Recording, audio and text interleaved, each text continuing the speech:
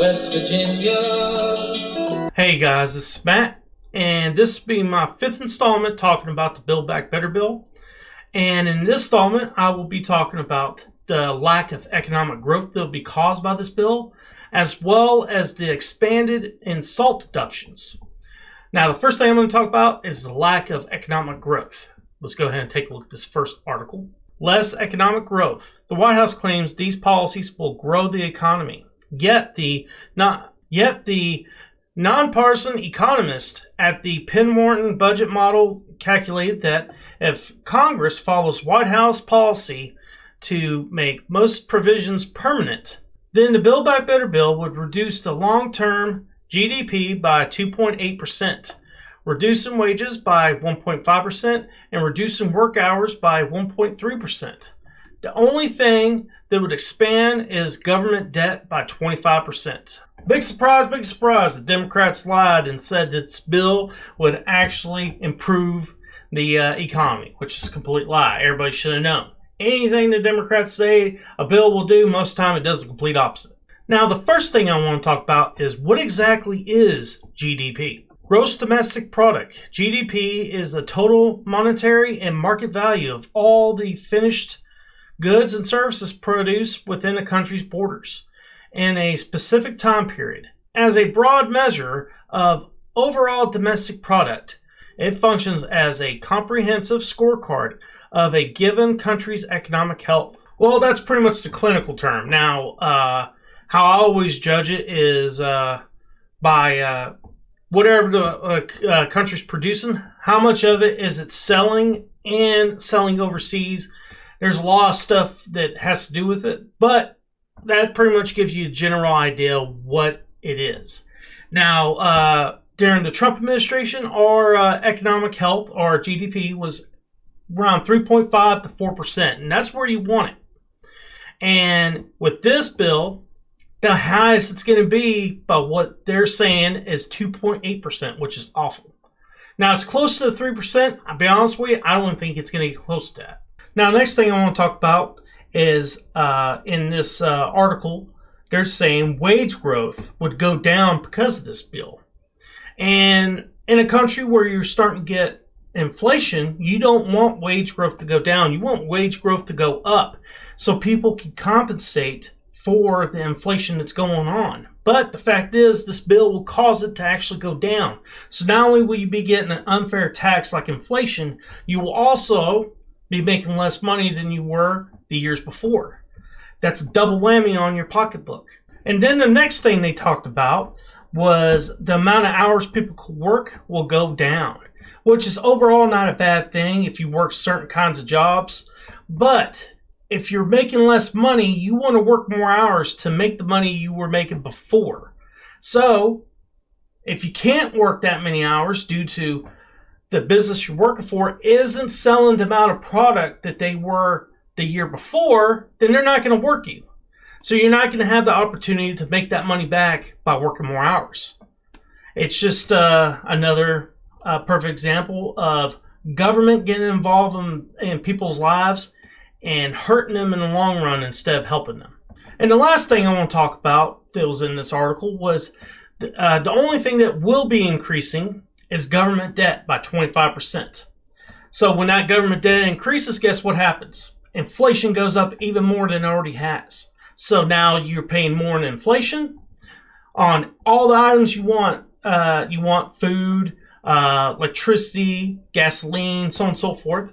And then you're not making as much money as you were the year before. Not only that, you can't work more hours than you did the year before because they don't need you because they're not selling as many products as they were the year before. So what happens then? People will have to get more than one job. Kind of reminds you during the Obama administration, don't it? Because a lot of people were working more than one or two jobs. Some working 3 in order to make ends meet. Now, the next thing I'm going to talk about is the expansion of the SALT deduction. Now, you probably ask yourself, what exactly is SALT? SALT is the state and local tax. And I'm going to show you an article that's talking about it, and so you can get more of an idea of exactly what they have done with this that is really throwing some red flags up in the air for me. So let's go ahead and take a look at this article. Expanding SALT deductions. The House bill would hike the cap on state and local tax deductions from $10,000 all the way to $72,500. This $5 billion tax cut relative to keeping the $10,000 cap would provide 84% of its benefits to the top earning 10% of households, saving as much as $19,000 each, while the typical median earning family would save just $20. And the Democrats say Republicans are the party of the rich. The result is that even with other new tax hikes, many wealthy families could see a net tax cut in this bill. Now, the first thing I want to talk about is what is the SALT deduction. What the SALT deduction is, it is a actual deduction on your federal taxes. Now, how it works is you got to live in the state that actually you have to pay state tax in. And certain states don't have state tax, like Texas don't. But the state I live in right now does, West Virginia. They have a state tax. Now, how it works is when you pay your taxes, if you are at the cap or lower, which right now the cap is at $10,000, if you're there or lower, you would get a deduction off your federal taxes because you paid a state tax. So it would help you get more money back from the federal government. Now, the lower amount of money you paid in taxes when it came to the state, that you would actually get less money from the federal government. So if you paid $1,000, you'd get less money than someone that paid $10,000. That's how it works. Now they're raising the cap up with this bill to almost $73,000.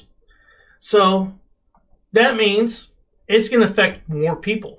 Like if they kept it right now where it's at in West Virginia, that means you would have to make $100,000 or less for you to meet that requirement where you would get that deduction. But in the state of West Virginia, if you pay $73,000 in state tax, you're making a little over $1 million in the state of West Virginia. That is an exponential amount of people you're putting on this and allowing them to get that deduction. Now, why does the Democrat Party want to do that? And I have a feeling it's because they're helping some of these millionaires that are in a lower bracket that actually donated to the Democrat Party, helping them to get more money, like that $19,000 that you'll get if you get that deduction. If you actually had to pay that much in state tax. And what are they going to do with that money? They're going to donate it to the Democrat Party. That's what they're thinking. I find it kind of funny the Democrats during the Trump administration talked about his tax cuts, saying it was only helping the rich, didn't help the middle class, or help poor people. When the fact is, it helped me. It lowered my taxes by 5%. It made it where I had extra money every paycheck to use for food, gas, and bills. And then they want to pass this bill that only helps the rich. Yep, sounds like a Democrat bunch of hypocrites. Then you're going to have someone like Bernie Sanders come out in a couple of weeks saying, we need to raise taxes on the billionaires. You know, during his campaign in 2016, he said, we need to raise taxes on the millionaires and the billionaires. And all of a sudden, he changed his attitude in 2020 because he became a millionaire. And now it's like, we need to raise taxes on the billionaires. It's a bunch of shell game bullshit. And the other thing, they're going to do what they have to do to make sure that their donors will keep on getting tax breaks so they'll donate to them during their elections. And if that means they have to sneak in tax breaks for them in these bills, they will do it. Or if they could sneak in some pork, they'll allow these people to make money off of it, they will do it. They'll do whatever they have to do to get money from these people so they can win their elections. That's all they care about. They don't care about what helps American people and what doesn't. Now, they're trying to say they care, but their actions are telling you something completely different. Perfect example of this is what's going on at the border. If they cared, they would shut that thing down. That includes the Americans as well as the immigrants. You really want those immigrants coming across the desert in Mexico and relying on the cartel to get you to the border? Do you really want to help the cartel get richer? And because it looks like that's what the Biden administration wants to do. Another example of this is what's going on the coast of California. Feels me, or any of you guys, you do everything you can to get those ships to the coast, unloaded, get the products on the trucks, and get them on the shelves. Because as soon as that happens, prices will start going down. Inflation will start going down.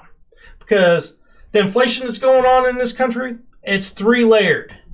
It's gas, the supply chain, and debt. All three of those are happening at the same time. That's why you've seen inflation rise the way it is. But guys, that's my opinion. I hope you enjoyed the video. Please hit like and subscribe. It helps the channel grow. Peace.